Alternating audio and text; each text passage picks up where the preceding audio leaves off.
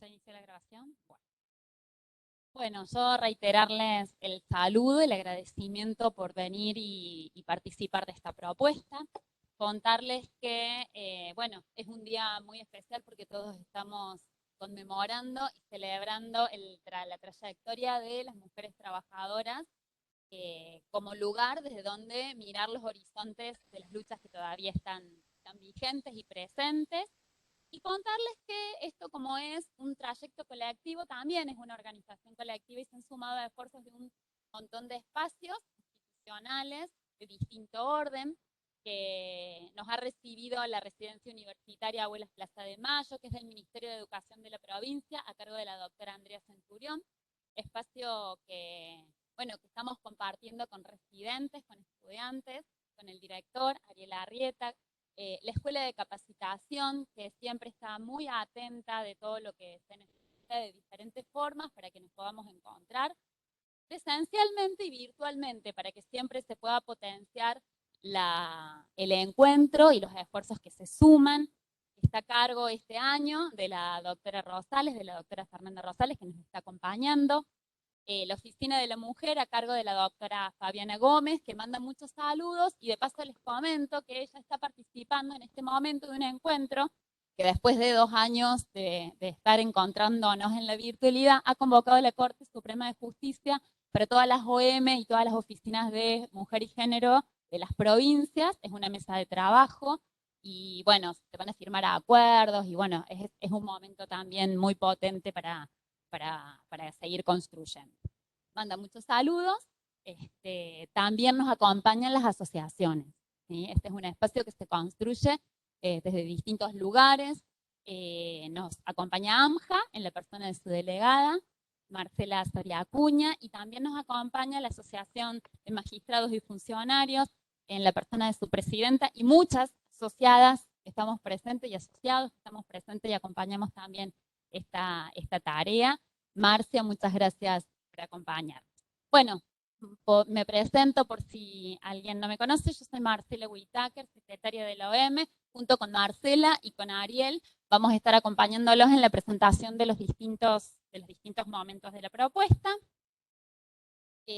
Bueno, esto de comenzar a recuperar de a poco la presencialidad es algo muy importante, es muy importante en estos momentos de una fecha como la que estamos conmemorando, y por eso este es el momento de los saludos y no es un momento menor, ¿sí?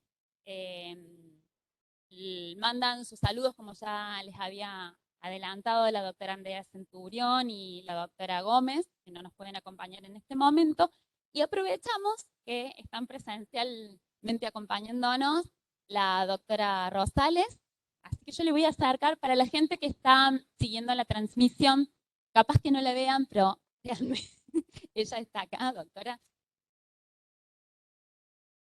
Bueno, muchas gracias. No quiero yo aburrirlos con discursos ni nada, simplemente agradecer muchísimo a la residencia universitaria por recibirnos hoy acá, a la Escuela de Capacitación, a AMJA, a la Oficina de la Mujer, a la Asociación de Magistrados y Funcionarios Judiciales, y darles las gracias a todas y a todos los que están hoy presentes acá para compartir este momento con nosotros. Creo que este es un día muy simbólico, muy importante para nosotras, las mujeres, y que creo que para la sociedad toda. Es un momento en el que tenemos que recordar y reflexionar sobre la lucha de tantas mujeres que nos ha traído hoy acá y que nos permite hoy tener muchos más derechos de los que teníamos hace algunos años. Y eso es lo que nos tiene que guiar y nos tiene que dar fuerza, abrirnos los ojos y abrir los caminos para que sigamos en esta lucha, para que no la abandonemos. Todavía nos queda mucho por conquistar y mucho por hacer, y que nunca nos olvidemos que juntas que lo hacemos, acompañándonos, abrazándonos, y siempre en este sentimiento de la sororidad, de realmente poder ayudar a las mujeres que tenemos al lado a crecer y a realizarse de la manera que ellos crean mejor para sus vidas.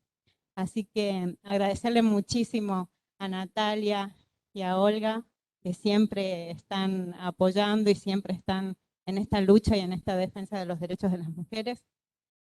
Solo agradecimiento y no nos olvidemos nunca de luchar juntas por todos los derechos que nos faltan. Bueno, si yo me pongo acá, la cámara me toma, así que, bueno, ahora Marcia, si nos querés saludar y dar unas palabras. Bueno, muchas gracias, Marcela. Buenas tardes a todas y a todos los presentes. Como todos sabemos, el 8M es un día que se conmemora la lucha de la mujer por su participación en la sociedad, para que ésta sea más justa e igualitaria. Nosotros, es la importancia de los encuentros como el que estamos viviendo hoy, y con la participación de tantas instituciones, de personas de la sociedad, para que podamos siempre tener memoria y reflexionar sobre nuestro pasado, sobre todo lo que se ha conseguido, lo que no, los avances que hubo, los que no. Mirar el presente, mirar nuestro presente y buscar proyectarnos hacia un futuro que busque una sociedad más igualitaria y justa, pero con igualdad, con mayores derechos para nosotras las mujeres, sobre todo, y los vulnerables, y que sean derechos más iguales, pero más sostenibles también en el tiempo. Por eso es lo importante de estos encuentros. Felicito a todos y a todas las organizaciones que están, que para no cansarnos las voy a volver a mencionar, y valoro muchísimo el trabajo justamente de nuestras disertantes de hoy, como de estas mujeres, la doctora Marcela Whitaker, que está al pie del cañón siempre con esa oficina de la mujer, la doctora Paola Vítore, que está siempre al cañón con la Escuela de Capacitación Judicial, toda la comisión directiva de mi asociación de magistrados, de AMJA, y por supuesto, invalorable siempre, de la Corte de Justicia, que ahora es su coordinadora, la doctora Fernanda Rosales. Somos todas amigas y amigos y estamos en un mismo fin, yo veo que los hombres que están acá sienten y lo entienden, así que bueno, deseo que sea una jornada excelente y que vamos siempre hacia una sociedad más justa y que todos frente a esto vamos a poder vivir en paz, que es lo que se busca. Bueno, que sea una hermosa tarde para todas y todos. Muchas gracias y solo me queda pasarle la palabra a Marcela, que representa a AMJA aquí en Catamarca. Bueno, buenas tardes. Yo me sumo a todos los agradecimientos. Como siempre nos complace desde la Asociación de Mujeres Juezas de Argentina, que aquí tenemos muchas socias, organizar estas actividades de manera conjunta con todas las instituciones, que no las voy a volver a mencionar para no tomar mayor tiempo a este espacio. Bueno, como se dijo, el objetivo de la convocatoria hoy es reflexionar sobre nuestros derechos y nuestras libertades para hacerlos efectivos, para llevarlos a la práctica, que sean una realidad. Queremos conversar sobre estos temas, esa era la idea y por eso convocamos a las doctoras. Yo las voy a presentar muy brevemente, tienen extenso currículum, pero no quiero quitar tiempo y más aún que les informo a los asistentes que hay otra actividad cultural, hay un espectáculo posterior a que tengamos la disertación de las doctoras, así que no se nos vayan, después del café tenemos otra actividad más. Las presento a las dos juntas para que podamos, para luego no interrumpir. La primera disertante va a ser la doctora Natalia Ocampo Farrán Cerlé, que actualmente es defensora civil de segunda nominación y docente de la Facultad de Derecho de la Universidad Nacional de Catamarca.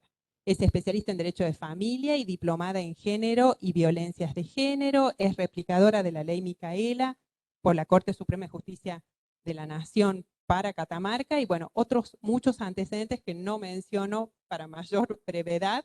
La doctora Olga Migot Zoloaga, actualmente es jueza en comisión del Juzgado de Familia número 2, además de abogada es escribana y también es docente de la Facultad de Derecho de la UNCA, también es replicadora de la Ley Micaela, Es coautora del libro Género y COVID-19 y autora de diversos artículos de doctrina en revistas jurídicas y diplomada en distintas ramas del derecho privado, patrimonial, administrativo.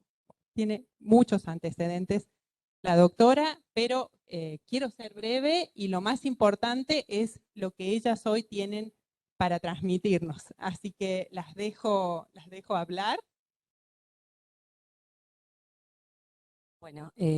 Bueno, buenas tardes a todas y todos los presentes. Bueno, por supuesto voy a agradecer principalmente a la Escuela de Capacitación Judicial, a cargo de la doctora Fernanda Rosales. Muchas gracias, doctora, por acompañarnos siempre.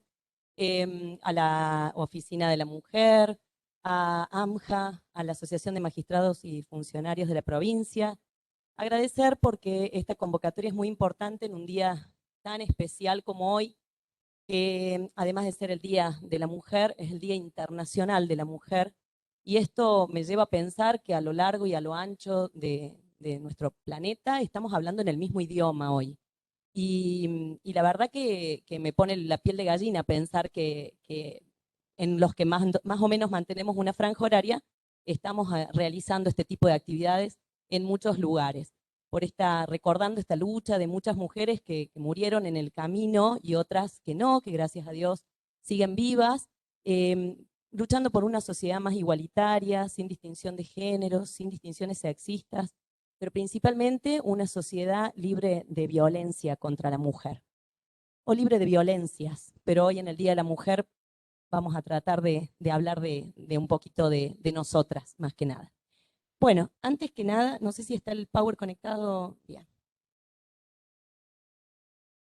¿Estamos? Pero no pasa, ahí estamos. Bueno, me gustaría retrotraernos un poco en el tiempo, cuando se dictó la Declaración Universal de Derechos Humanos en el año 1948, y ya la declaración mencionaba en el artículo 1, ¿no?, que todos los seres humanos nacemos libres e iguales en derecho y en dignidad. Y si nosotros nos ponemos a ver, en ese año no se hablaba con, digamos, lenguaje igualitario, tampoco lo hizo nuestra Constitución Nacional, no lo hace nuestro Código Civil, que es más contemporáneo a nosotros, pero no estamos excluidas, ¿no? Dice todos los seres humanos, en una idea más bien de universalidad. Y entonces, ¿por qué si el artículo 1 de la Declaración Universal de Derechos Humanos, que plantea esta idea de universalidad, por qué entonces las mujeres tenemos que hablar históricamente y seguir hablando de derechos de las mujeres? Justamente porque dentro de esta universalidad siempre fue mal entendida un cierto sector de la sociedad, ¿no? Aquel sector que tiene más bien poder y autonomía, es decir, solamente se considera como una medida de lo humano, de esa universalidad pretendida por la Declaración Universal de Derechos Humanos, a un sector de la sociedad, aquellos que pertenecen a la raza blanca, aquellos que son adinerados, personas que no tienen discapacidades o que son capaces, ¿sí?, personas que se reconocen heterosexuales, el sexo masculino, ¿sí? Entonces, si pensamos que las mujeres somos la mitad de la raza humana, también vamos a ser la mitad de los otros grupos sociales. Por lo tanto, vamos a ser las más desplazadas de esta universalidad.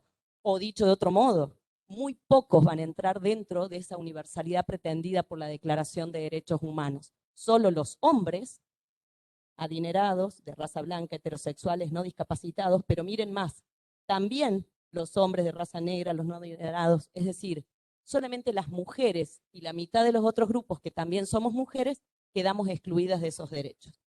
Eso dio lugar a una serie de luchas, ¿sí?, que fueron dándose históricamente desde el tiempo, y llegamos al 8 de marzo, que rápidamente me gustaría que hablemos un poquito de historia de este día. Si bien es cierto, no vamos a demorarnos porque hay mucho por escuchar de la doctora principalmente y el número que viene después, pero sí es muy importante que recordemos estas mujeres en la lucha de ellas, porque el primer día es un día muy, muy lindo que podríamos celebrar, pero el segundo acontecimiento histórico es un momento muy trágico, y estaría hermoso que hoy podamos recordar esas mujeres que han muerto en la lucha en un día como hoy. El primer suceso data de 1857, donde 20.000 trabajadoras en la ciudad de New York trabajadoras de una fábrica textil salieron a las calles en búsqueda de una igualdad laboral principalmente, es decir, igualdad en los derechos del trabajo, y fue la primera manifestación pública femenina. Eso fue lo importante de ese primer acontecimiento.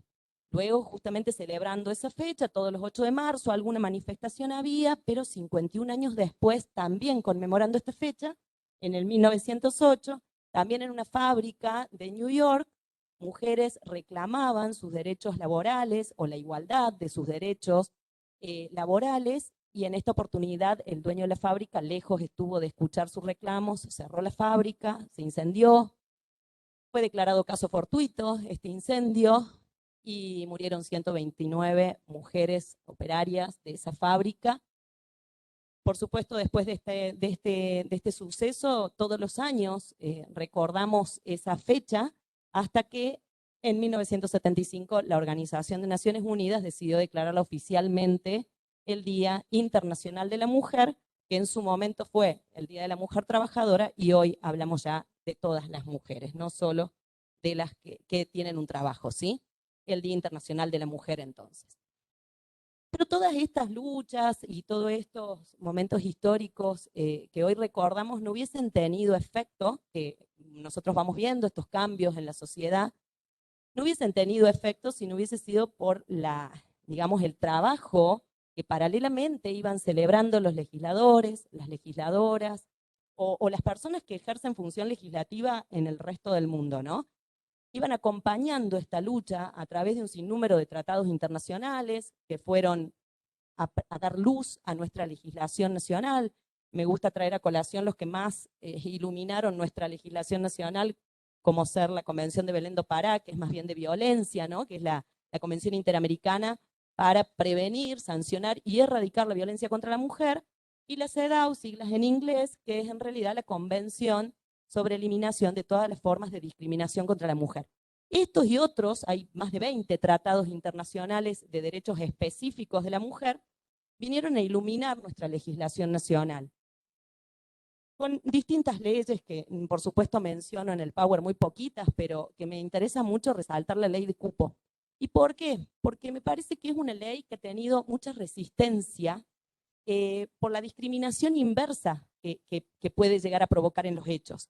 Más allá de la IVE, de la Ley de Interrupción Voluntaria del Embarazo, que fue también muy resistida, la ley de cupo me pareció atractiva traerla a colación por una cuestión de que sí es cierto, puede crear la discriminación inversa de la que tanto se habla, porque puede que los hombres queden discriminados al momento de ingresar al trabajo cuando hay que cubrir este cupo, ¿no? Sin embargo, esta discriminación es sumamente necesaria para equilibrar la balanza. Si nosotros nos vamos al artículo 14 bis de la Constitución Nacional, que habla de los derechos de los trabajadores, y como les dije en un primer momento, no habla la Constitución de las y los trabajadores, dice los trabajadores, pero no nos excluye, ni expresamente, ni tampoco dice expresamente los hombres. Habla de los derechos de los trabajadores. Sin embargo, en la práctica, sí nos encontramos excluidas de esos derechos previstos en la Constitución Nacional y otras leyes del trabajo. Y por eso se da tanto esto que se habla de la segregación vertical, horizontal. Para los que no han escuchado nunca, la segregación vertical provoca en orden ascendente un techo de cristal donde la mujer no puede acceder a cargos jerárquicamente superior, o le es más difícil acceder a cargos superior, o sea, los cargos que son de jerarquía superior, o el piso pegajoso, que es cuando la mujer, por su rol que ejerce en la sociedad, no puede acceder a más que ciertos trabajos que le provocan este piso pegajoso, porque no pueden salir de ese trabajo por las cargas que tienen en los roles que ocupan en la familia principalmente. Y también a modo horizontal es cuando tenemos, aun cuando ingresamos en la misma área laboral, la distribución de funciones no es equitativa entre los hombres y las mujeres, ¿sí? Entonces, si lo vemos en la práctica y lo traducimos a estos derechos del trabajador, nosotras las trabajadoras padecemos de esta discriminación, y como un modo de equilibrar la balanza viene a darse esta ley de cupo, que sí provoca una discriminación inversa, pero necesaria, aunque sea temporariamente, hasta que logremos la verdadera igualdad. Bueno, la ley de interrupción voluntaria del embarazo no me hace falta mencionar, vaya si nos ha dado derechos sobre nuestro propio cuerpo, sobre la libertad reproductiva, que más importante que la mujer pueda decidir sobre su propio cuerpo. La ley Micaela, que nos mantiene a todos los agentes del Estado con la obligación, y ojalá alguna vez deje de ser obligatorio y todos y todas tengamos ese ímpetu de salir a buscar el otro o la otra que me aconseje mejor cuando a veces no tengo cómo resolver algo con perspectiva de género. Nunca sabemos todo, siempre tenemos que seguir aprendiendo y la ley Micaela, aún para los que nos gusta capacitarnos, provoca esta obligatoriedad de continuar, ¿no? Y para los que no, los obliga a empezar. Bueno, la ley de protección integral, que es más bien de violencia, hoy dijimos que no vamos a hablar mucho de violencia, así es que esta ley en realidad es muy importante, es la ley nacional, que casi que replica lo dicho por Belén do Pará, pero es específica de violencia, ¿sí? Y viene el Código Civil.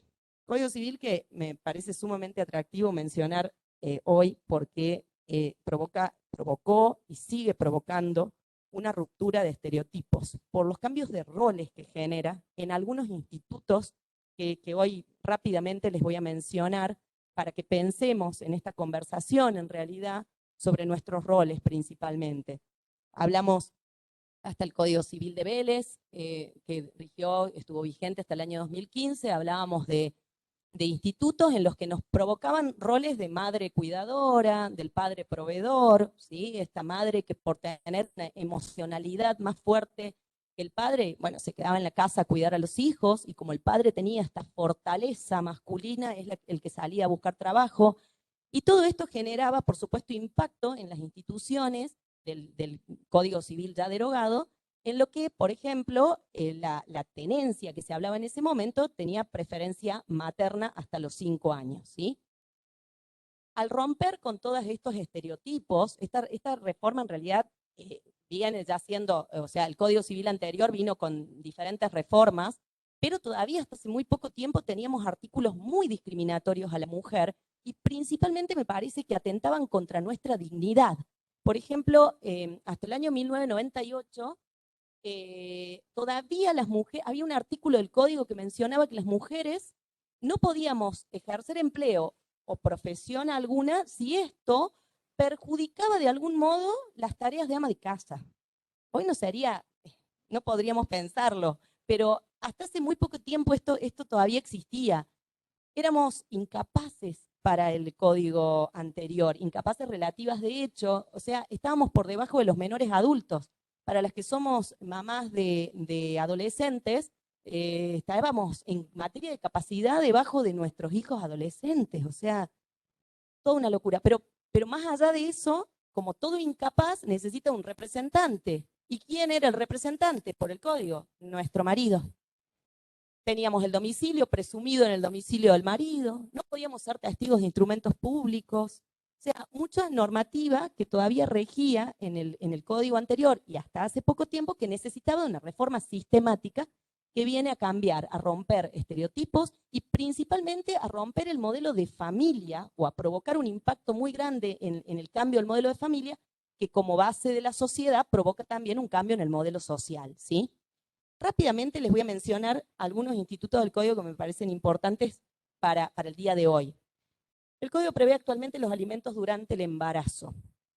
¿Y por qué me pareció importante? Porque en realidad a través de este artículo que menciona que a través de una prueba sumaria, que es una mínima prueba, ¿sí?, de la filiación alegada, la mujer embarazada puede pedir alimentos al presunto padre.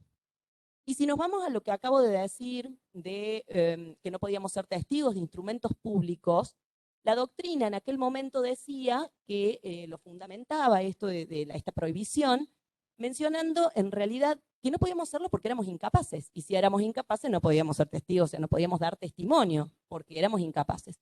Y otra parte de la doctrina, y en realidad creo que eran las dos, las verdaderas eran las dos, era porque se descreía, se desvalorizaba la palabra femenina, es decir, no tenía valor nuestra palabra, o dicho de modo peor, éramos consideradas mentirosas. No sé qué es peor, ¿no? Si que nos consideren que no podíamos ser testigos de instrumentos públicos porque éramos incapaces o porque éramos mentirosas. O sea, cualquiera de las dos cosas me parece muy impactante. Y esto me parece que es un gran logro, porque a través de una mínima prueba que se le pueda ofrecer a la jueza de familia respecto de la posible paternidad del demandado, porque no se puede demostrar a ciencia cierta, porque si no el ADN tendría que hacerse intrauterino, entonces con una mínima prueba de la filiación alegada, las mujeres podemos pedir a las juezas de familia alimentos. ¿Y por qué? Porque ya se comienza a valorizar nuestra palabra. Por eso justamente con una mínima prueba podemos llegar a la justicia. Antes hubiese sido impensado, si no nos dejaban ser testigos de instrumentos públicos, ¿qué nos iban a creer de quién era el demandado, el papá del que yo decía que era el papá del hijo que llevaba en el vientre? Imposible, no iban a creernos nunca, además de que éramos incapaces, así que imposible. Teníamos que demandar a través de nuestro marido u otros representantes. Me pareció importante traer a colación eso en comparación con esta desvalorización que antes tenía nuestra palabra, que ahora ya comienza a tener mayor peso, ¿sí? Frente principalmente a la justicia. El valor económico de las tareas del hogar. Tenemos hoy una norma que nos permite, ojo, vuelvo a insistir con esto, el código no es sexista, no habla de hombres, no habla de mujeres, si bien no tiene lenguaje igualitario, no habla de las y los progenitoras, pero para el lenguaje de la época de los legisladores y las legisladoras del momento, estábamos incluidas y seguimos estando. Habla de los el progenitor, dice, que ha asumido el cuidado personal de los hijos, esas tareas cotidianas que realiza el progenitor o la progenitora en el cuidado personal del hijo, tiene un valor económico y constituye un aporte a su manutención. Si nos ponemos a pensar, todas y todos acá debemos tener una madre o una abuela que habrán escuchado decir, o una suegra, que habrán escuchado decir, se le preguntó a mi marido, o a tu papá, o a tu abuelo, si yo trabajé alguna vez y contestó que no. Trabajé toda la vida, lavé platos, cuidé los hijos, planché, están millones de tareas en el hogar que, además de un desgaste físico y emocional, son un gasto de tiempo que uno aporta en definitiva o que nos hace perder la posibilidad a través de ese tiempo gastado en la familia, bien gastado desde mi punto de vista en la familia, pero que en definitiva no me permite usar ese tiempo en salir a realizar otras tareas fuera del hogar. Entonces tiene perspectiva de género, porque si pensamos que las mujeres históricamente hemos sido las que hemos cuidado a nuestros hijos, la norma, aunque no hable de mujeres y hable del progenitor, tiene perspectiva de género porque seguramente a los juzgados de familia deben llegar el 99% de los casos siendo mujeres las que piden que se tenga en cuenta y se valorice el cuidado y las tareas del hogar como aporte a la manutención de los hijos. El otro instituto, la compensación económica, que la habrán escuchado nombrar, aún quienes no son abogados o abogadas aquí, un instituto que tiene gran perspectiva de género, también por lo mismo que estamos hablando ahora, es la posibilidad, frente a la ruptura del matrimonio, aquel cónyuge que haya quedado en detrimento económico provocado por la ruptura del matrimonio, que tiene por causa el matrimonio y su ruptura, puede pedir una compensación por este desequilibrio que le generó, ¿sí? Si nosotros nos vamos a las pautas de procedencias de este artículo, es decir, las pautas que las juezas tienen en cuenta al momento de la fijación y del quantum, yo remarqué con negrita, no sé si llegan a leer, pero lo mismo les leo, remarqué con negrita 3 de los 6 supuestos, ¿sí? Pero que creo que son los más utilizados por el momento y que todos tienen que ver con este impacto del rol materno que históricamente hemos tenido y que, insisto, al igual que la valoración de las tareas cotidianas del hogar, más o menos estuvimos evaluando a nivel las pocas estadísticas a las que hemos tenido acceso y de los juzgados de familia, y creo que tenemos muy pocas, y las pocas que tenemos son mujeres también. Muy pocas porque, bueno, son causas nuevas, requieren de estas charlas. Escuchamos mucho por ahí en la tele, pero no está como bien explicado, no siempre procede. Pero miren las pautas de fijación que tiene, la dedicación que la jueza que tiene en cuenta, la dedicación que cada cónyuge brindó a la familia y la crianza y educación de los hijos. Vamos al otro, la capacitación laboral y posibilidad de acceder a un empleo. La colaboración prestada a las actividades mercantiles, industriales o profesionales del otro cónyuge.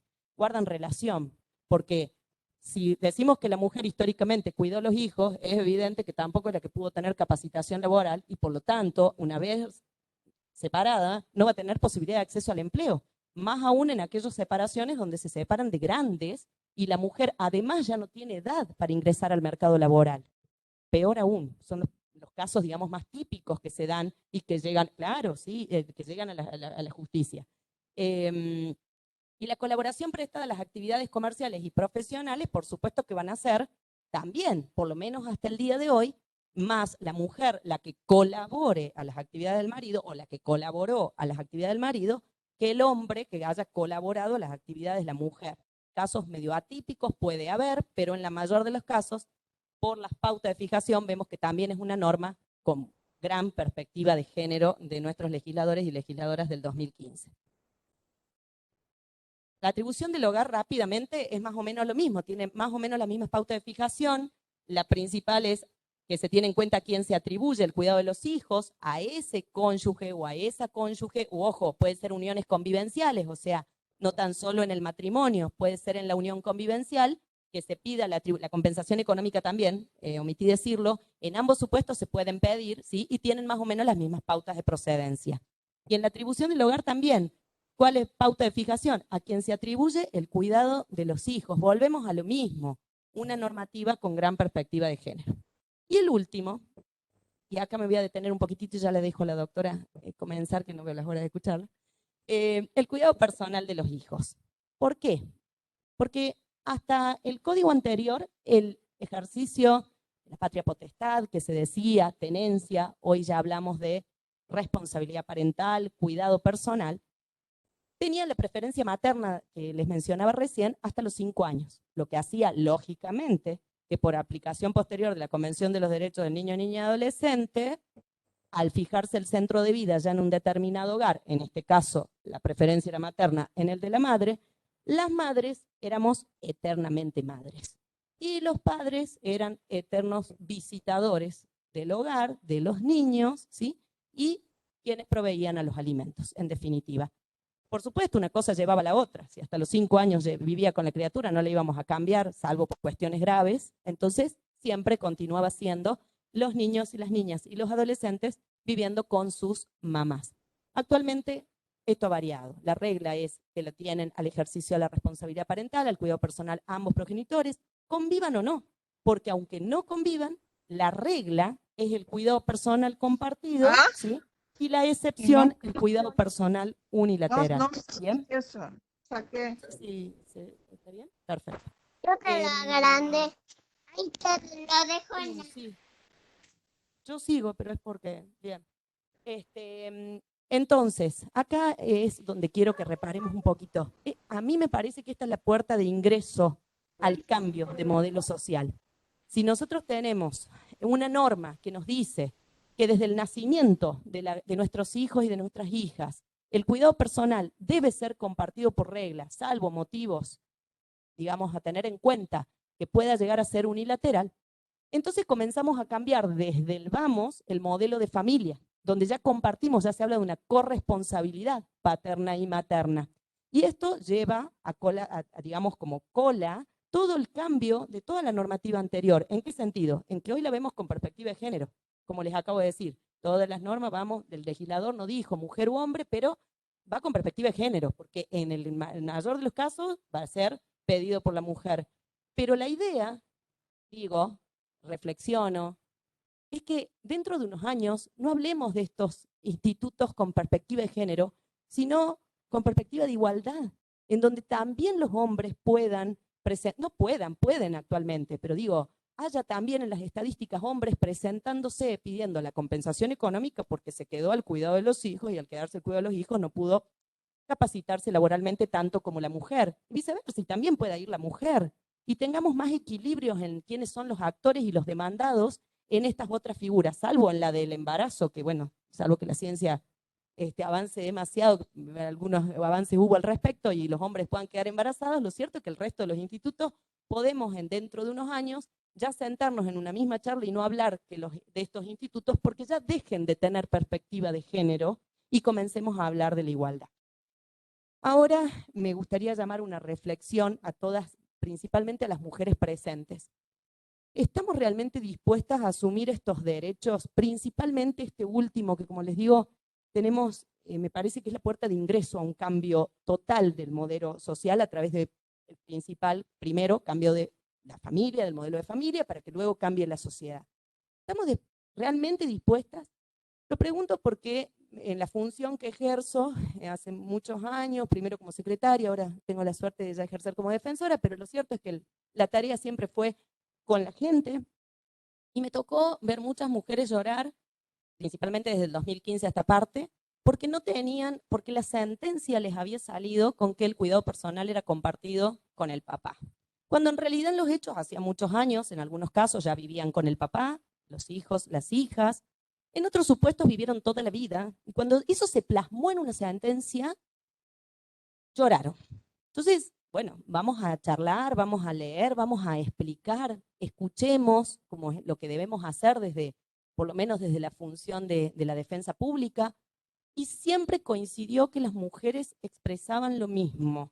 Se sentían malas madres, porque no tenían el cuidado personal unilateral de sus hijos, se sentían así malas mujeres, o sea, entonces me pregunto si estamos dispuestas a asumir estos derechos, todos estos derechos, y principalmente como puerta de ingreso a un modelo social igualitario, ¿sí? Con perspectiva de libertad, porque también asumamos estos derechos y estas libertades. Por eso el título de nuestro encuentro, derechos y libertades para empoderarnos. Si no los derechos pueden quedar en la letra fría de la ley, y ahí quedan, muy bonitos, los celebramos, pero si no los asumimos y los ejercemos, pueden quedar en letra muerta. O, en definitiva, nunca haber un cambio real si no cambiamos el principio, que es el modelo de familia. Y en esto creo que los operadores judiciales, como les decía, tenemos un papel muy importante. Las juezas y los jueces en sus sentencias, con perspectiva de género, con lenguaje claro, y nosotros con un asesoramiento claro, con perspectiva de género, a nuestras justiciables mujeres, podríamos decir, de explicarles esto, ¿no? De explicarles que cuando pierden o cuando no es una pérdida, por eso no me gusta cuando escucho que dicen cuidado personal salió a favor de la madre o salió en contra del padre. No es en contra de nadie. El cuidado personal no va en contra de ninguno de los padres. Se ve en todo caso el interés superior del menor, pero no es en contra de nadie, mucho menos el cuidado personal compartido. No va en contra de nadie. Comenzamos a ver esta idea de corresponsabilidad paterna y materna, nada más. Y ahí es donde creo que podemos aportar nuestro granito de arena desde la función de los juezas, los jueces, los defensa pública, los abogados y abogadas de la matrícula, en poder explicar a nuestras justiciables mujeres que no han perdido derechos, sino que han ganado, se han igualado en derechos y han ganado libertades. Y con esto creo que la ley Micaela, que tanto vino a esforzarnos a aportar un granito de arena como agentes del Estado, no ha sido en vano. Bueno, muchas gracias.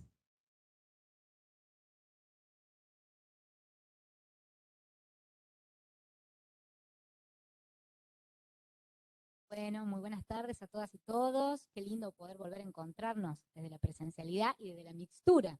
Está buenísimo porque quienes no pueden estar físicamente hoy aquí nos acompañan desde los medios telemáticos. Así que celebro doblemente cuando uno ya se estaba terminando de acostumbrar, ¿no?, a esto de la virtualidad, de estar detrás de... Veamos. ¿Listo? Es muy amable. Como les decía, bueno, una se estaba terminando de acostumbrar a estar detrás de la máquina y ahora la presencialidad que está muy buena. Así que, y de paso, 5 segundos también, no me voy a demorar mucho en esto, los agradecimientos a las instituciones que nos avalan el día de hoy y que también debo destacar, y no es una cuestión menor, que está presidida por mujeres. Qué importante, ¿no? Todas mujeres, qué lindo, qué bueno eso. Bueno, como bien decía la doctora Ocampo, el título de nuestra exposición de hoy, que hemos elegido juntas, y que también algo que voy a destacar brevemente es que si lo vemos desde el lenguaje por ahí usual, ¿no? La doctora Ocampo y yo, Nati, que es una amiga en realidad, estamos de los dos lados diversos de la barandilla, de los lados opuestos, ¿no? Ella está de un lado desde la defensa y yo estoy del otro lado desde la magistratura. Sin embargo, cuando se trata de esta lucha feminista, de la igualdad de derechos y demás, tiramos juntas todas para el mismo lado. Algo un poquito de lo que decían las doctoras, la doctora Rosales también, la doctora Marcia, qué importante que es esto, ¿no? Porque sin duda yo si me tengo que definir, me defino como una mujer feminista, orgullosamente feminista, cosa que comparto con la doctora Ocampo y que creo que con todas las personas que están presentes, porque ser feminista no es una cuestión de mujeres, ni mucho menos. Y en esto, simplemente a modo disparador, quiero arrancar con dos frases que me parecía que estaban buenas, una de entrada y otra de cierre, pero me pareció buena mandarlas juntas a las dos. Otra cosa de mí no esperen un lenguaje muy técnico, yo tengo un lenguaje muy llano, lo cual implicó también una deconstrucción para mí en su momento, porque a la hora de hacer las sentencias, una tiene que entendernos, y esto también es deconstruir, y esto también es perspectiva de género, perspectiva de niñez, usar un lenguaje llano, claro, que todo el mundo, accesible a todo el mundo, a todas las personas, ¿no? Entonces, por eso, por ahí yo no soy tan técnica ni tan formal, sino que tengo un lenguaje por ahí, lo van a ver un poquito, lo van a sentir un poquito más relajado. Estas frases que les decía, ¿no? Que no es de ninguna jurista, es de Rita Segato, que es antropóloga, también feminista, por supuesto. He leído mucho de esta, que es doctora en antropología y es una genia. Y nos dice, el feminismo no puede y no debe construir a los hombres como sus enemigos naturales. El enemigo es el orden patriarcal, que a veces es encarnado por mujeres. Por esto decía yo que el feminismo no es una cuestión de género. Y ayer tuve la oportunidad, abro paréntesis, de escuchar a la doctora Marisa Herrera en este encuentro que organizó el Colegio de Abogadas y Abogadas de la provincia, y donde ella decía, ¿no?, que una justicia feminista no es una justicia necesariamente ocupada toda por mujeres, sino por mujeres, y yo digo personas, que tengan perspectiva de género y que realmente sean, lo sientan, ¿no? Yo creo que el feminismo y la perspectiva de género es algo que tiene que hacerte carne, ¿sí? Si no, porque hay mucha gente que por ahí creo que también se confunde un poquito y cree que por hacer 1 o 2 cursitos de perspectiva ya están doctorados, es listo, ya ustedes tienen perspectiva, y es nada más alejado de la realidad. Es una construcción constante, implica mucha reflexión, y me encanta el día de hoy, nada más y nada menos, 8M, un día de reflexión si las hay, ¿no? La segunda frase, esto de ser pluralista antes de ser feminista, y tener un mundo radicalmente plural como meta histórica. Metas si las hay, ¿no? Porque digo, cuando hablamos también de esto, no nos olvidemos de que se trata de mujeres y de quienes se autoperciben como tal, ¿sí? No nos olvidemos de las otras identidades, ¿sí? No sigamos sosteniendo esta división hegemónica a la que me voy a referir a continuación, de hombres, mujeres. Hay otras identidades y en esta lucha creo que también entran, ¿sí? Por eso, como decía, a modo disparador, y después de esta introducción histórica tan genial que nos hizo la doctora Nati, que está muy bueno, y esto también, ¿no?, que ella decía un poquito de estos conceptos universales, y los hay, ciudadanía, todos y todas somos ciudadanos, ¿sí? Derechos humanos, como la doctora explicó también, sin embargo, las primeras convenciones de derechos humanos nos quedaron cortas. Supuestamente estaban incluidas las mujeres, pero en los hechos no. Y si decimos que ciudadanos y ciudadanas somos todos, pues el bagaje de derechos que tenemos, que yo digo siempre, las convenciones se nos caen por la cabeza, nos tendrían que ser aplicables a todos. Sin embargo, hace falta reforzarlo y hace falta seguir, ¿no? Seguir en esta lucha, por algo estamos acá todos. Y yo por ahí también, cuando escucho, por ahí me dicen, no, bueno, pero esto del machismo también tiene que ver un poquito con la idiosincrasia catamarqueña. A mí me mata eso. Y yo digo, pero si vos no vivís en Júpiter, si no sos marciano ni marciana, hacete cargo, porque ciudadano y ciudadana de Catamarca y esta idiosincrasia somos todos y todas. Entonces no es un justificativo ninguna idiosincrasia, ¿sí? Por eso digo, feministas somos todos y todas, y sos feminista o no sos feminista. Creo que no hay medias tintas en esto tampoco. Y si vamos a otro concepto universal, sí los hay, como decía, derechos humanos, lógicamente, si se aplica a todos y todas las personas, pero sin embargo, nos ha hecho falta, ¿no?, que se dicte CEDAW, que se dicte Belén do Pará, que el código tenga una reforma tan estructural, y esto tiene un origen, que no me voy a detener tanto en la cuestión histórica, por supuesto, pero es esto de que históricamente, algo también de lo que decía Nati, la mujer estuvo excluida de todo, del contrato social, del contrato laboral, ¿sí? Si la mujer era, esto también me encanta, este era el argumento, no son capaces de razonamiento abstracto, lo cita Engels en su obra, no son capaces de razonamiento abstracto las mujeres. Ese era el argumento, y era mucho más que un argumento, era un convencimiento. ¿Sí? Estaba metido, ¿sí?, en todo el colectivo social. Se lo creían los hombres y se lo creían las mujeres también. Y aquellas mujeres que no se lo creían, aquellas mujeres revolucionarias, como estas mujeres de las fábricas y demás, murieron quemadas o tuvieron finales trágicos, y hasta el día de hoy eso sigue pasando, ¿sí? Por eso a mí cuando me dicen este tipo de cosas, ¿no?, yo por ahí me planto y defiendo y digo, ¿por qué tenemos que tener perspectiva de género? ¿Y por qué somos feministas? Como digo, éramos cosas hasta hace poco, y hoy digo, insisto, para muchas personas las mujeres seguimos siendo cosas.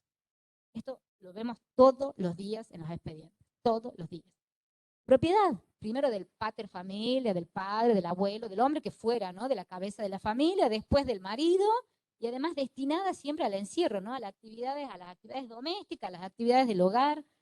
Esto que explicaba también la doctora, esta división de los cuerpos, ¿no? Esta hegemonía del hombre blanco, de cierta categoría social y demás, que como digo siempre y hasta el día de hoy sigue dejando las otras identidades, las que reitero no nos tenemos que olvidar, ¿no?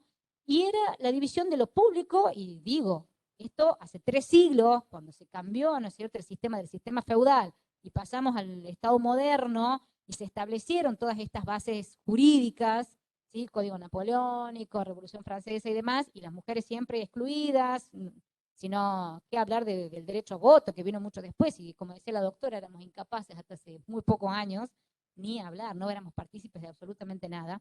Y esta división de lo público y lo privado, ¿no? Lo público era todo, bueno, todas las actividades estatales, los cargos de jerarquía y demás, por eso dije al principio que celebro tener mujeres a cargo de estas instituciones, y todo lo público para los hombres y lo privado, que eran las tareas del hogar, las tareas domésticas, las tareas de cuidado, siempre destinadas, ¿no?, a las mujeres. Y por eso yo creo, y después de mucho reflexionar, y como decía, de muchas capacitaciones, encuentros, de charlar con gente que de esto sabe mucho, no tan solo con gente del derecho, sino también con personas que se dedican a la sociología, a la antropología. Y creo que si hay algo con lo que hay que romper, porque yo mucho tiempo hablaba de la deconstrucción, ¿no? De esto de deconstruirnos, que creo que también es importante, pero creo que hay un eje, y en esta es la propuesta que yo les traigo hoy para debate, para reflexión, y después podemos debatir o charlar todo lo que quieran, es romper con la naturalización. ¿Sí? Con esto de lo que era lo sentado, ¿no? Este dogma de la mujer, no tenés capacidad, como decía la doctora, sos mentirosa, sos una histérica, cosa que se siguen diciendo hasta el día de hoy. Entonces, por eso creo que este es el núcleo ideológico que hay que romper. Aunque nos cueste trabajo, pero si realmente queremos un cambio, una mirada feminista y real, y sobre todas las instituciones, porque si bien al Poder Judicial le cabe una función exacerbada, lo mismo que todos los integrantes, incluye la defensa pública en este sentido, se aplica a todas las instituciones. Por largo, ley Micaela habla de los 3 poderes del Estado, y no dice solamente Poder Judicial, ¿sí? Porque el acceso a derechos es en todos los distintos organismos. Entonces digo, si queremos generar un verdadero cambio, hay que romper con esta naturalización, ¿sí? Obviamente el derecho es una herramienta para ajustar esas diferencias, y como digo, el Poder Judicial va a tener una obligación exacerbada, pero no por eso no vamos a hacer cargo a la sociedad, ¿sí? A la ciudadanía en general. Por eso empecé hablando de estos conceptos universales y decía esto de que no pensemos que lo que le pasa al que está al lado mío me es completamente ajeno, que si le pasa a otro y mira para otro lado porque no te compete. Bien, entonces, como les decía, si bien el derecho es fundamental para romper esta naturalización y para romper también con esta justificación del todo. Hace poco, y traigo a colación porque es un hecho público, triste, trágico y terrible, como fue esta violación en grupo de esta chica en Buenos Aires, y me tocó leer, además de cuando uno lee las noticias y los posteos en las redes, me tocaba leer por ahí comentarios de mujeres que decían, bueno, pero esta chica fue con uno de estos chicos, o sea, tenía una relación. Como si eso justifica esta atrocidad. Y después en otro posteo leía que decían, bueno, pero parece que ser que esta chica ha consumido alguna sustancia. Ojo, no estoy haciendo en esto ningún morbo de lo que tiene que ver con el consumo de sustancias, ni ninguna apología. Es una situación también terrible, pero digo, es como que ellos consumieron drogas, bueno, se pasaron de rosca. Ahora, ella se puso en riesgo porque también consumió sustancias. Te digo, rompamos con esto, ¿no? ¿Por qué? Y otro caso también paradigmático, ¿por qué cruzó el campus universitario? Y esto creo que le viene bien acá al público que tenemos hoy, que aprovecho y me encanta que estén presentes. ¿Por qué cruzó el campus universitario a las 11 de la noche sola? Porque salía de clases. Porque salía de clases ahora. ¿Qué? Tenía que contratar un guardaespaldas para que no la violen. Entonces digo, ¿no? Justificamos, seguimos justificando. Si la pollera estaba muy corta, si no había sangre debajo de las uñas, si hubo una violación, entonces fue consentida. No digo, todo esto de seguir justificando. Y muchas veces a mí, desde mi función, me toca, y bueno, con las chicas por ahí del equipo técnico, que lo vemos mucho, desde la interdisciplina, tener audiencias o leer los informes de las víctimas de violencia y de los victimarios, las víctimas sentirse culpables y el victimario decir, yo no le quise hacer daño, yo le estaba enseñando cuál era su lugar. porque este es el lugar, ¿no? Esta es la naturalización de cuál es el lugar de la mujer sometida.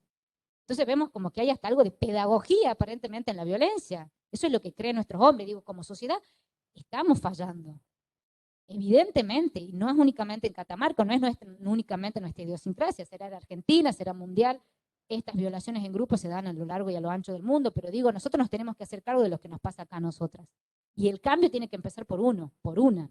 Por eso digo, hago mucho hincapié en esto de romper con esa naturalización y de que no lo sigamos replicando en el sistema judicial, que por lo menos es lo que a mí me compete, acá lo que a la doctora le compete, y después si tengo tiempo, voy a contar un pequeño caso, justamente lo que decía la doctora, y de que todos tenemos que tirar para el mismo lado, donde he mandado a un abogado a hacer una capacitación en perspectiva de género, porque la verdad que la defensa era absolutamente patriarcal y machista. Si tengo tiempo, ahora me voy a contar un poquito de casos, y como ese tengo muchos, porque la perspectiva de género no es únicamente a la hora de dictar la sentencia, sino también desde el primer contacto que tienen las personas con el organismo. Me ha tocado mandar a tachar escritos de abogadas, mujeres, ¿sí? Por falta de perspectiva de género. O sea, cosas que lo vemos todos los días, ¿no? Que hace años, no, ahora, hace muy poco. Y la sentencia que le voy a decir es muy nuevita, muy fresquita. Y como digo, el Estado debe intervenir en cualquier violación de derechos humanos. También me pasa mucho, y por ahí yo voy mucho a la práctica, porque creo que es lo que viene bien y lo que como les digo, lo que nos está pasando y lo que estamos vivenciando ahora en Catamarca, que es muy común ver, y todavía creo que la doctora debe conocer un poquito más, todavía hay en algunas dependencias donde todavía se mantienen estos criterios a lo largo y a lo ancho del país, por supuesto, de que cuando hay una situación de violencia, pero la víctima va a levantar la denuncia, la levantan. Te levantan las medidas de protección y dicen, no, bueno, ya se arreglaron, eso ya le queda al ámbito privado. O sea, me ha pasado 1000 veces y me ha pasado tener escritos de abogados del victimario diciéndome que iba a incurrir en un mal ejercicio de mi función si no levantamos, porque la víctima estaba diciendo que quería levantar la denuncia. Yo le decía, no me interesa. Primero, cuando me acrediten a través de la interdisciplina que el riesgo cesó, esas medidas se van a levantar. Hace poco tuvimos un caso paradigmático, está por ahí la doctora Carranza, mi secre, bueno, y gran parte de ahí de mi equipo, que tengo el lujo de tener un equipazo. Tuvimos horas tomando una audiencia de una víctima de violencia, una víctima con una interseccionalidad absoluta, distintos tipos de vulnerabilidades absolutas, y en ese caso ella, coaccionada, había firmado un escrito y había pedido que se levanten las medidas de protección. No sé qué hubiese pasado si esas medidas se hubiesen levantado. Cuando la llamo, por otros motivos, porque la causa avanza y demás, y porque había cuestiones que dirimir, no por revictimizarla, porque no suelo llamar a nadie a que me venga a ratificar las denuncias, y me cuenta y digo, gracias a Dios, que no levantamos la medida y que la perspectiva de género ha calado, por lo menos acá, y que no tenemos que lamentar algún otro hecho trágico, como yo siempre digo, y lo pongo muchas veces en mis sentencias. Porque como digo, la barrera es meramente ideológica, está en el imaginario esto de que el hombre es superior y la mujer es inferior. Ha quedado, digo, nos han machacado tanto, nos han metido tanto en la cabeza que esto era así, que lo seguimos creyendo todos y todas. ¿Sí? Por eso les digo, no, o sea, no me canso de leer en los informes que los victimarios digan, y lo mismo en las causas de alimentos, que como dice la doctora, la variable se mantiene estadísticamente, generalmente son las mujeres las que vienen a pedir las causas reclamando el alimento para sus hijos e hijas, y no nos cansamos de seguir leyendo y escuchando los escritos de los padres que se niegan rotundamente, que se hacen despedir o poner en negro en los trabajos para no pasar la cuota alimentaria, ¿sí? Con argumentos absolutamente terribles. O sea, no le voy a pasar porque la va a gastar la plata en ella.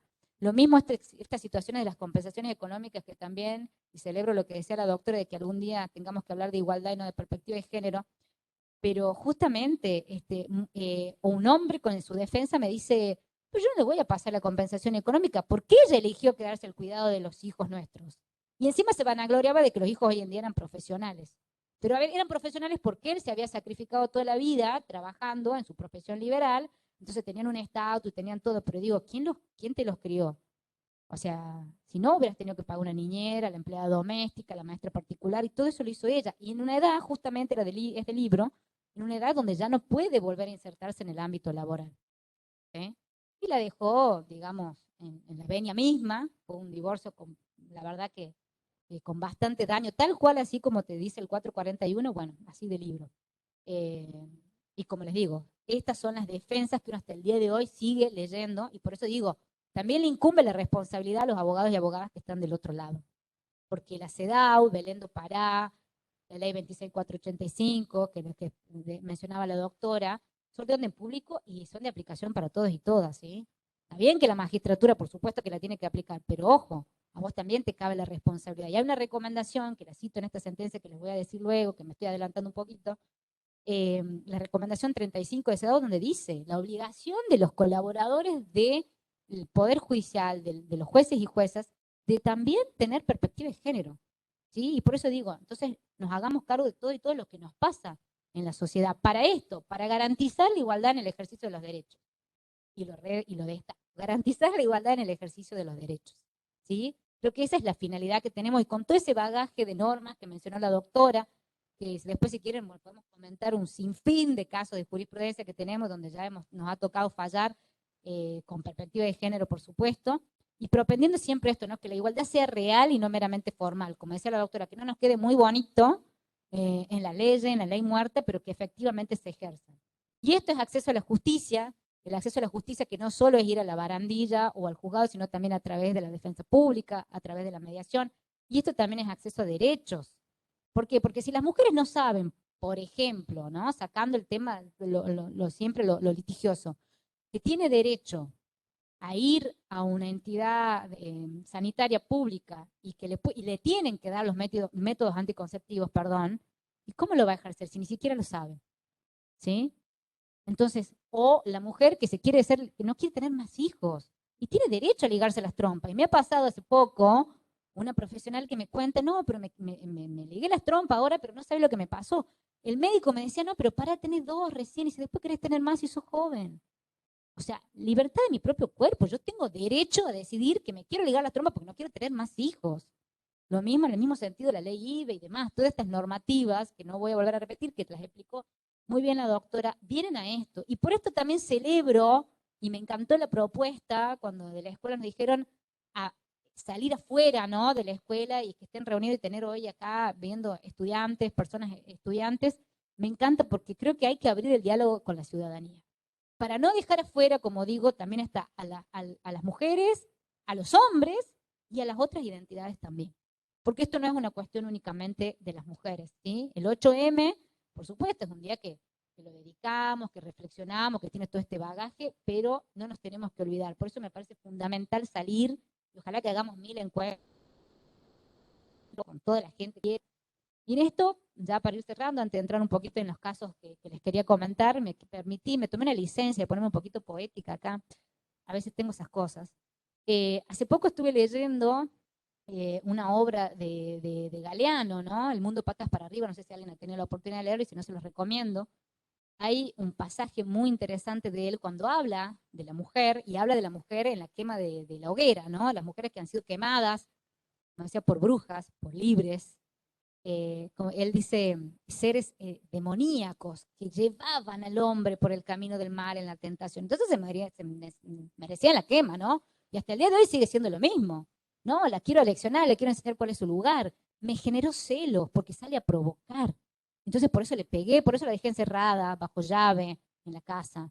Por eso la demandé al hospital, ¿no es cierto? Entonces digo, para que ojalá que con todo esto y todos estos momentos de reflexión y demás, lo que generemos es que de una vez por todas la quema en la hoguera quede en el pasado, literalmente, por brujas, por libres, por inteligentes, y que efectivamente podamos conocer, ejercer y disfrutar de nuestros derechos. Comparto también esto que lo que decía Nati, todos y todas en igualdad, y de las libertades que estos derechos traen íncitos. Pero si no los conocemos y no los ejercemos, difícilmente vamos a ser libres, y que de una vez por todas tengamos que dejar de hablar también de empoderarnos y de decir que realmente lo que somos es poderosas.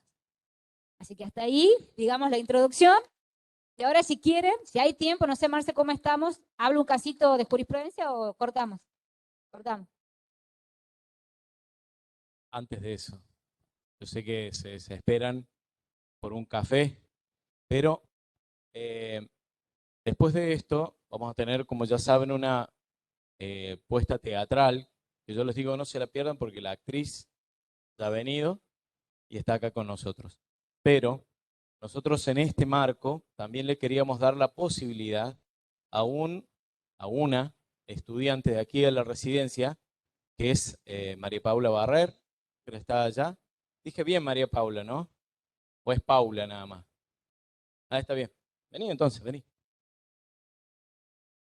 Porque también, que creo que esto nos puede completar la mirada con todo lo que las doctoras nos han aportado, con el testimonio de una estudiante, mujer, del interior, universitaria, y pónganle ahí todas las categorías que las doctoras nos iban enumerando y también poder hacer pensar en esos recortes que ella también puede haber tenido a lo largo de su vida. Hola, muy buenas tardes. Mi nombre es María Paula Barreres, soy de Santa María, estudiante de Contador Público Nacional. Bueno, primero que nada, muchísimas gracias por este espacio para poder expresarme. El 8 de marzo es una fecha que me toca muy profundo, al igual que el 2 de abril. Son fechas que desde muy chica las sentí muy propias. Cuando era muy pequeña no entendía mucho de todas las situaciones que pasan, pero creo que en fechas así yo la vivo de diferentes maneras. Tengo 4 etapas en fechas así. Una de ellas es respeto por la fecha misma, empatía por todas las personas que han pasado por esos momentos, lucha, porque es una lucha constante, y no solo hoy, sino desde siempre.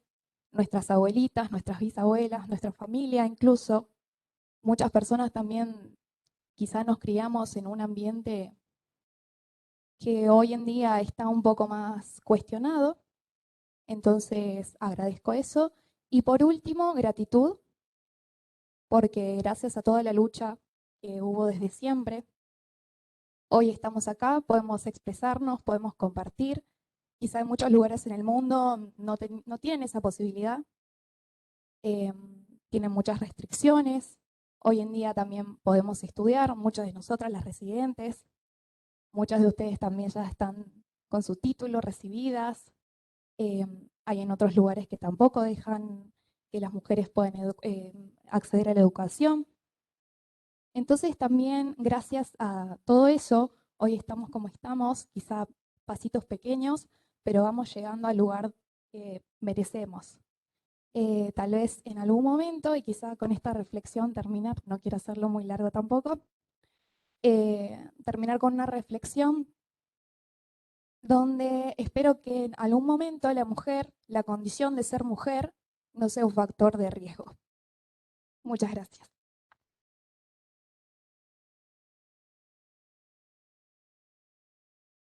Muchas gracias. Bueno, solamente invitarlos ahora a la pausa del café y convocarlos nuevamente al finalizar la pausa para el pequeño lujo que nos vamos a, el otro pequeño lujo que nos vamos a dar al cierre de esta jornada. Muchas gracias.